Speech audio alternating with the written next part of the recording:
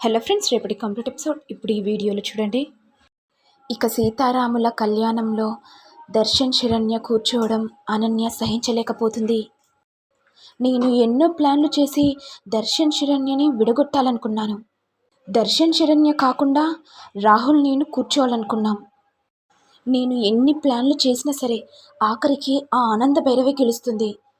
నేను ఒప్పుకోను, ముమ్మాటికి ఒప్పుకోను. అయినా ఆనంద భైరవి వీళ్ళిద్దరిని ఎలా కలుపుతుందో నేను కూడా చూస్తాను కదా అని అనన్య ఆలోచిస్తూ ఉంటే ఇంతలో ఆనంద భైరవి వచ్చి, ఏంటి అనన్య, ఏం ఆలోచిస్తున్నావు? నువ్వు కూర్చోవాల్సిన ప్లేస్లో శరణ్య కూర్చుందా అని ఆలోచిస్తున్నావా? అయినా నేనెందుకు ఆలోచిస్తాను అత్తయ్య, నాకేమవసరం? నాకు తెలుసు అనన్య నువ్వు ఆలోచిస్తున్నావని. ఇప్పుడు నీ పప్పులు ఏముడుకోవు. శరణ్యను ఇంటికి తీసుకెళ్తాను. అయ్యో అత్తయ్య, శరణ్య ఇంటికి రాదు. ఎందుకంటే విషపు విత్తనాన్ని లోతుగా నాటాను కదా. మరి నేను నాటినాక నువ్వెలా తీస్తావత్తయ్య? ఎలా తీయాలనో నాకు బాగా తెలుసనన్య. అవునా అత్తయ్య, అది చూద్దాంలే. ఇక సీతారాముల వేడుక అయిపోయిన తర్వాత ఇక ఆనంద భైరవి శరణ్య దగ్గరికి వచ్చి, అమ్మ శరణ్య, ఇక అన్నీ మర్చిపోయి ఇంటికి రా అమ్మా. అత్తయ్య, నేను రానత్తయ్య. ఎందుకు, దేని కారణంగా రానంటున్నావు? ఏదో ఒక విషయం ఉంటుంది కదా, చెప్పు శరణ్య. దయచేసి ఆ ఒక్క మాట అడగకండి అత్తయ్య. ఒకవేళ మీరు పదే పదే అడిగితే ఈ శరణ్య ఎన్నటికీ కనబడదత్తయ్య అని అనేసరికి ఆనంద భైరవి మౌనంగా ఉండిపోతుంది. ఇంతలో అనన్య వచ్చి, ఏంటత్తయ్య, ఇంటికి రా అన్నారు కదా, మరి తను ఏ సమాధానం ఇచ్చింది? పాపం అత్తయ్య, శరణ్య ఇంటికి వస్తుందని ఎన్నో ఆశలు పెట్టుకున్నారు. ఇప్పుడెలా ఉందత్తయ్య నా దెబ్బ? ప్రతిసారి మీరు గెలిస్తే ఎంజాయ్ ఏముంటుంది?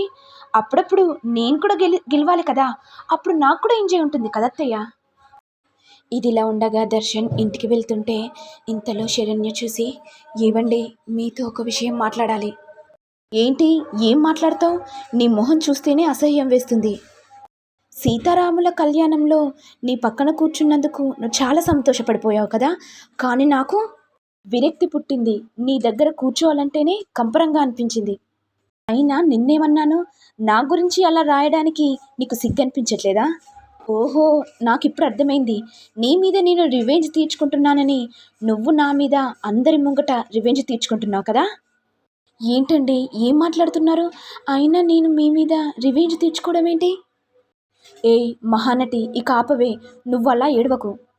నీ ఏడుపుతోనే అందరినీ గుప్పెట్లో పెట్టుకున్నావు. ఆఖరికి మా అమ్మ కూడా నీ మీదనే నమ్మకం పెట్టుకుంది. ఆ లెటర్ని చదివినాక కూడా మా అమ్మ నిన్నే నమ్ముతుంది. అయినా నువ్వు నాకు మందు పెట్టినట్టు మా అమ్మకు కూడా మందు పెట్టావు కదా, అందుకేనేమో మా అమ్మ నీ మాట వింటుంది. ఇంకోసారి నాతో మాట్లాడాలని ప్రయత్నించినా నేను ఇక్కడే చనిపోతాను, అర్థమైందా?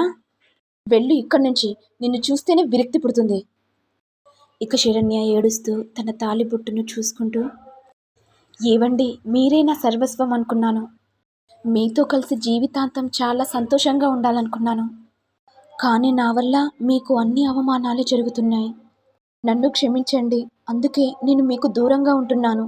మీరు సంతోషంగా ఉండడమే నాకు ఇష్టం అనుకుంటూ శరణ్య తన తాలిబొట్టును చూసుకుంటూ ఏడుస్తుంటే ఇంతలో అనన్య వచ్చి, ఏంటి శరణ్య, ఏమైంది, ఎందుకు ఏడుస్తున్నావు?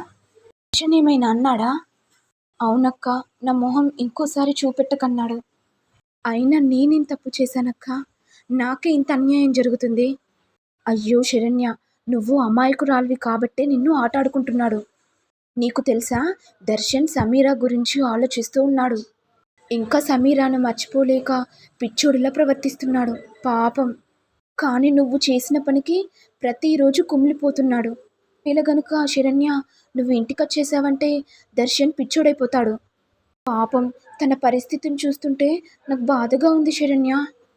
అలా జరగడానికి వీల్లేదక్క. నేను ఎన్నటికీ అత్తగారింట్లో అడుగుపెట్టను. శరణ్య, నీకో విషయం చెప్పన్నా? దర్శన్ హ్యాపీగా ఉండాలంటే నువ్వు దర్శన్కి విడాకులు ఇవ్వచ్చు కదా. అక్క, ఆయనకు నేను విడాకులు ఇయ్యను. ఆయన జ్ఞాపకాలు మాత్రమే ఉన్నాయి. ఈ తాలిబొట్టైనా ఆ జ్ఞాపకంగా ఉంచుకుంటాను. ఆయన నన్ను ద్వేషించుకున్నా మంచిదే, నేను మాత్రం విడాకులు ఇవ్వనక్క. ఇదిలా ఉండగా లీలావతి ఆనంద దగ్గరికి వచ్చి, చూసావా ఆనంద, అనన్య శరణ్యని ఎంత బ్రతిమిలాడుతుందో. నా కోడలేమో కుటుంబ గౌరవం గురించి ఆలోచిస్తుంటే, ఇటు వీళ్ళ చెల్లేమో కుటుంబాన్ని ముక్కలు చేయాలనుకుంటుంది. అంటే వీళ్ళిద్దరి మధ్య ఎంత తేడానో ఇప్పుడే అర్థమవుతుంది కదా ఆనంద. లేదక్కా, నువ్వు భ్రమపడుతున్నావు. శరణ్య అలాంటిది కాదు.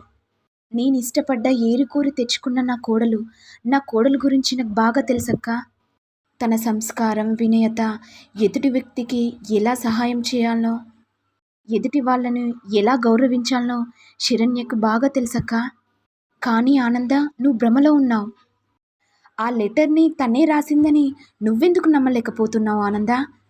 కుటుంబంలో ప్రతి ఒక్కరూ శరణ్య మీద కోపంగా ఉన్నారు. అలాంటిది నువ్వు మాత్రం శరణ్య మీద నమ్మకం పెట్టుకున్నావు. నాకు తెలుసక్కా నా కోడలు గురించి. ఎవరో కావాలని నా కోడల్ని కించపరచాలనుకుంటున్నారు. అదెవరో నాకు బాగా తెలుసక్కా. ఎవరు ఆనంద? అంటే నీకెందుకక్కా, అన్నీ నేను చూసుకుంటాను కదా. సరే ఆనంద, పూజారి పిలుస్తున్నాడు, వెళ్దాం పద. ఇదిలా ఉండగా దర్శన్ డ్రైవింగ్ చేస్తూ శరణ్య గురించి ఆలోచిస్తూ ఉండగా ఇంతలో దర్శన్కి యాక్సిడెంట్ కావడంతో చిన్న గాయాలతో ఇంటికి వస్తాడు. ఇక కుటుంబ సభ్యులందరూ చూసి, ఏంటి దర్శన్, ఏమైంది, ఈ గాయాలేంటి? ఏం లేదమ్మా, ఆలోచనలో పడి చూసుకోకుండా కాస్త యాక్సిడెంట్ అయింది. ఏంటి నాన్న దర్శన్, ఏమనుకుంటున్నావు? ఈ అమ్మ గురించి ఒక్కసారైనా ఆలోచించవా? అమ్మా, నేను ఒక విషయం అడగనా? కానీ నువ్వు నన్ను నమ్మకుండా ఆ శరణ్యను ఎందుకు నమ్ముతున్నావమ్మా?